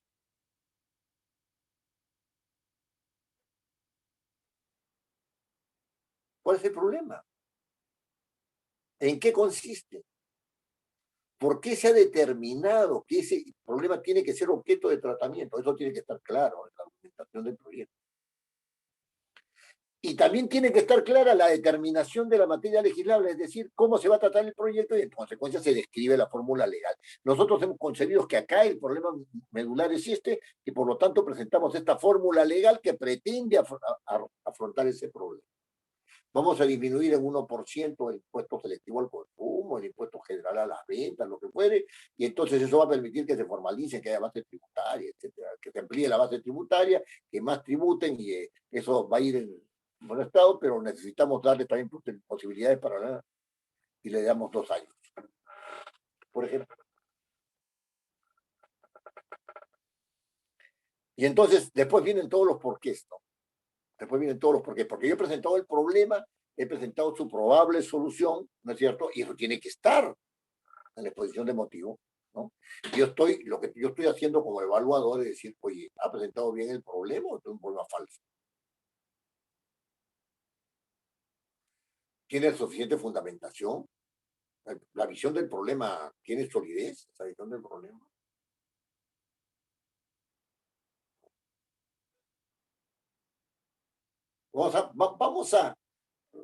Hay un problema de la calidad en la enseñanza secundaria, ¿ya?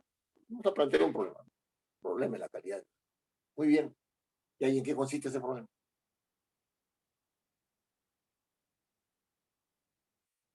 Los profesores no están bien preparados. Demuéstrame eso. Dame alguna razón. ¿Has hecho alguna evaluación? No, pero es evidente. No, no, no, no, no, no, no. Si no hay un criterio por el cual se establece o se pretende demostrar que los profesores están mal preparados, ¿qué solución le puedes dar?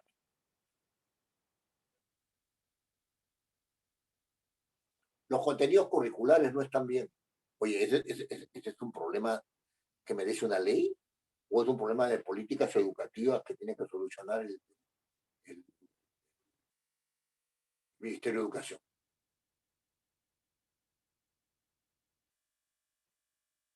Los currículos educativos de los diferentes niveles y años educativos no se aprueban por ley. ¿De qué problema me estás hablando?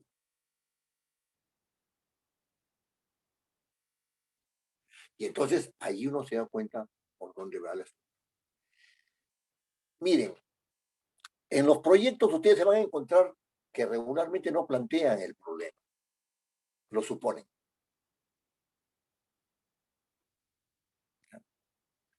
Y al suponerlo, no necesariamente están dando una ley para solucionar un problema determinado, sino para cumplir con determinadas demandas. Estratégicamente, en algunos proyectos no se habla del problema, sino se habla extensivamente de la solución porque es conveniente, no porque sea adecuada. Muy bien. Y después hay una serie de reglas que tienen que ver pues con el análisis de impacto normativo. Oye, se ha invadido competencia exclusiva de otro órgano del Estado, está dado por una persona que está habilitada para el ejercicio de la función, para ejercer derecho a iniciativa. Oye, esto no es competencia de las regiones para dar proyectos de ley, esto no es competencia del Ministerio del Poder Judicial para elaborar el proyecto de ley. ¿Qué hace el congresista haciendo estos asuntos que son competencia exclusiva de otros lados? El colegio profesional tiene atribuciones para mandar un proyecto de ley de tal naturaleza, etcétera. No, viene toda esta parte constitucional, ¿cierto? Y legal. ¿Qué leyes se ha contemplado que también, qué leyes se modifican? No, no dice que se modifica ninguna otra ley. Oye, pero un ratito, esta ley puede tener implicancias sobre esto otra, sobre esto otra, sobre esto otra, sobre esto otra. Leyes del adulto mayor, creamos, creamos un programa, correcto, creamos el programa, ya, muy bien. Ya, ¿y qué dice el Ministerio de Economía sobre? ¿Has visto la ley del adulto mayor? ¿Has visto la ley orgánica del MIDI para poder hacerla? ¿Has visto qué implicancias presupuestales puede tener? Puntos constitucionales, ¿no? O sea, que tienen que ver tanto con la Constitución como por las reglas que van diciendo que la Constitución tiene que ser, eh, esa norma constitucional tiene que ser plasmada de esta manera. Entonces hay que modificar esto, hay que modificar el otro, hay que modificar aquello. De repente se da cuenta que no hay que modificar nada, ¿no? Y por lo tanto se dan cuenta que no hay que derogar nada. ¿Y para qué vamos a poner una cláusula derogatoria o una cláusula modificatoria si no hay nada que modificar ni nada que derogar? ¿No? Entonces, fíjense cómo uno evaluando va llegando a determinar, de todo esto hay que tomar nota, de todo esto hay que tomar nota, ¿no? Se hace el análisis de impacto ambiental, perfecto, el análisis de impacto ambiental también, hay que hacerlo. ¿Cómo lo hacemos? Como lo ha hecho en el proyecto. Esto requiere un análisis de impacto ambiental, está tratando de modificar la ley de bosques, la ley de manejo de bosques. Esto requiere de un análisis de impacto ambiental, sí, y ahí está. No está, no está. No, una ley sin análisis de impacto, este tipo de ley sin análisis no puede proceder, pues dictamen negativo, ¿no? Que se vaya al archivo. ¿No? Entonces, ese asunto, ¿no? Es un asunto que, que requiere de una apreciación. Fíjense, estamos tratando de darle una perspectiva evaluativa a lo que se debió haber cumplido, ¿no es cierto? Con lo que se debió haber cumplido. Es que de eso se trata. Si no hay suficiente sustento para la parte resolutiva, se puede dar por una decisión de carácter político que no tiene absolutamente ningún fundamento. Se puede dar por un acto de representación legislativo, ¿no? Por un acto de representación legislativa para cumplir con determinados, pero no tiene absolutamente ningún sentido. No van a producir efectos, no va a producir efectos. Esa ley va a ser invocada y no va a pasar nada. Que no va a pasar nada, ¿no? Bueno, y también se tiene que ver, pues, si es que se ha consultado la materia legislable, perdón, si la materia legislable ha sido tratada ya en otros países, ¿no es cierto? Y de qué manera para tener una ilustración, etcétera, ¿no? Y de acá hay que sacar conclusiones respecto a si está el proyecto bien hecho o si está mal hecho, qué limitaciones tiene, qué fortalezas tiene, qué debilidades tiene, etcétera. Muy bien. Pero una de las cosas interesantes que hay que ver, ¿no es cierto? Es que esta conclusión general última, ¿no? ¿No es cierto? Sobre las fortalezas y debilidades, tiene que ver con cómo yo concluyo respecto de los diferentes instrumentos que he utilizado. Por ejemplo, si yo concluyo que desde el punto de vista formal está mal articulado, pero la materia tiene que ser tratada, entonces yo tengo que rehacer, tengo que reformular la parte resolutiva, tengo que darle otro orden, tengo que introducir alguna otra norma, tengo que quitar alguna, tengo que extender la norma, ¿no es cierto? Tengo que reducir la norma, o sea, todo cabe dentro de estas posibilidades después de la evaluación, ¿no? Pero al mismo tiempo, eso que es una conclusión, es decir, concluyo en que debo variar, que debo conservar, que debo extender la norma, que concluyo en eso. Por eso digo, hay que tomar nota. No, esto está muy limitado, etcétera. ¿Su fundamento cuál es? No tiene fundamento. Eso no tiene fundamento. ¿Tu fundamento es este? Ah, no, un ratito. ¿Tu fundamento es este? Ah, ya. Entonces, eso está bien fundamentado. Y entonces, yo puedo decir que está bien, que está mal, que adolece de alguna deficiencia de la fundamentación en razón de la relación que tiene esa fundamentación con la propuesta propiamente normativa, sí, pero de cada uno de los aspectos saco una conclusión determinada. ¿Está bien analizada el problema que se quiere resolver? Sí. No, es muy parcial. Tengo que tener algún criterio. La parte resolutiva tiene estos problemas, ¿no? Porque se describe la propuesta después como vía de solución, ¿no es cierto? Se describe la propuesta y se dice, no, esta propuesta respecto a este problema tiene estos asuntos, etc.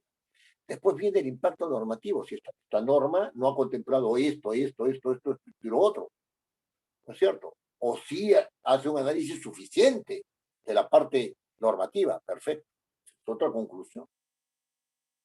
Después vamos a la conclusión de la parte de análisis de costo-beneficio, que es otro instrumento que se utiliza. Perfecto, vamos a ver. Se concluye si va a ser benéfico, si no va a ser benéfico, etcétera, etcétera, ¿no? Entonces, eso, ¿no? Si va a ser benéfico, si no va a ser benéfico, que esto, que lo otro. Está bien. O sea, a qué grupos, a qué otros grupos, etcétera. El proyecto no alude para nada a esto. Entonces, es un defecto, pues, del proyecto. Entonces, se dice, no tiene fundamento de carácter social, no tiene fundamento de carácter económico, debiendo tenerlo. O sí lo tiene limitado, etcétera. Podría mejorarse en este sentido, en el otro, en aquello, etcétera, ¿no? Vamos al análisis de impacto ambiental, lo mismo, ¿no? Lo mismo. Entonces, si ustedes miran, no hay anexos que puedan dar luz sobre esto, sobre esto, sobre esto y sobre el otro. No los hay. ¿No es cierto? Entonces, de cada una de esas conclusiones, de cada uno de esos, de la aplicación de esos instrumentos, uno saca determinadas conclusiones. Y después tiene que ir sopesando las conclusiones para llegar a una conclusión general que permita determinar si el proyecto tiene viabilidad o no tiene viabilidad y en qué términos tiene viabilidad. Por ejemplo, uno puede llegar a la conclusión de que la norma está tan bien hecha que así, tal como fue remitida, así debe salir. Que puede llegar a la conclusión de que la norma, o sea, propuesta normativa, ¿no? Tiene estas limitaciones y que debe ser, su texto debe ser cambiado. Entonces se produce un texto sustitutorio. Del análisis uno puede llegar a la conclusión de que no tiene fundamento ni razón de ser, entonces propone un dictamen negativo, desestimatorio de la propuesta. Puede llegar a eso, pero tiene que haber sopesado todos los argumentos, porque puede tener viabilidad económica, pero no tiene viabilidad legal, tiene viabilidad legal, pero no tiene viabilidad económica, puede tener viabilidad legal y económica, pero no tiene viabilidad ambiental, después tiene viabilidad jurídica, pero resulta que la tiene limitada porque no ha visto todas las normas que tendrían modificación. O sea, en realidad, ¿tiene viabilidad respecto de la solución del problema o no tiene viabilidad respecto de la solución del problema? Es una norma perfecta, pero económicamente es inviable, entonces no va. ¿Se dan cuenta? Todo este juego que hay. Esas conclusiones parciales llevan a una conclusión general. Esa conclusión general es la que va a guiar la elaboración del predictamen. Esa es la que va a guiar la realización del predictamen. Concluimos en que sí tiene viabilidad, ¿no es cierto?, la propuesta, pero que tiene que ser tratada de la siguiente manera. Y entonces se elabora una nueva fórmula sustitutoria. Así se llama, ¿no? Que sustituye, ¿no? Una nueva fórmula sustitutoria. O si no, ¿tiene viabilidad tal cosa? Perfecto, pero tiene que estar demostrada la viabilidad tal cosa, ¿no? Una nueva fórmula sustitutoria. Perfecto. Y entonces, cuando se elabora el predictamen que tiene un formato, cuando se elabora el predictamen que tiene un formato, o sea, que es resultado de la evaluación, sino que hay que formalizar esa evaluación. Cuando se elabora ese predictamen, ya uno tiene la fórmula legal alternativa o la fórmula legal original, ¿no es cierto? La plasma y después viene y fundamenta por qué se han hecho todas las variaciones al proyecto de ley. Y ese es un asunto que requiere, pues, como ven ustedes, de todo un trabajo ordenado. De ese trabajo ordenado, yo voy a dar un ejemplo, ¿no es cierto? Haciendo un tratamiento de un proyecto de ley, ¿no es cierto? O elaborando, o evaluando el proyecto de ley en la próxima clase. En la próxima clase. Entonces, lo que quisiera, yo les voy a enviar el proyecto de ley, es que ustedes también aplicaran estos criterios que yo les estoy dando, ¿no? Para el proyecto de ley, lo van a poder aplicar con mayor o menor propiedad. Eso es natural que sea así, porque uno no evalúa todos los días proyectos de ley, ni está en ese quehacer, ¿no? Pero vamos a ir, yo voy a ir haciendo mi exposición y ustedes pueden también ir participando y diciendo, no, pero acá falta esto, lo otro, aquello, y me parece que aquí esto está bien, no, no tiene por qué ser criticado, etcétera, etcétera. Desde ese punto de vista me parece que está bien, que está mal, etcétera. Y ahí vamos dándole al tema. Yo les voy a enviar, si es que ya o les voy a señalar cuál es el proyecto de ley que vamos a examinar en la próxima clase. ¿Ya? Quedamos así entonces, quedamos así. ¿Ya? ¿Hay alguna pregunta a este respecto? ¿Algún comentario? Todo bien. Dígame, Josafat, dígame. Doctor, usted decía, ¿cómo se llama? Que en la enumeración, perdón, dijo que en un artículo, por ejemplo, en un proyecto de ley, no se puede extender toda una página. ¿Por qué razón, doctora? Porque es antitécnico. O sea, mire, si usted va a descifrar un artículo en toda una página, eso quiere decir que ese artículo no ha sido analizado en sus componentes, porque estoy seguro que una página, un artículo, tiene diferentes componentes que pueden ser formalizados en otros artículos. ¿Se da cuenta? En mi experiencia, no es posible sostener que en una página no hayan varios artículos. Eso no es posible sostener. Porque el artículo es tan extenso que evidentemente está tratando diferentes tipos diferentes tipos de aspectos de una misma materia. Y cada uno de esos aspectos podría ser objeto de un artículo. Ahí hay una deficiencia de técnica legislativa. ¿Usted ha leído el artículo 88 del reglamento del Congreso? Sí, sí. Ya, vuélvalo a leer a la luz de estos criterios. Ese artículo 88 del reglamento, si no me equivoco, tiene 6 páginas o 13 páginas, que me confundo porque son 2 artículos seguidos. Uno sobre comisiones investigadoras y el otro uno sobre investigación y el otro sobre acusación constitucional. ¿Ya?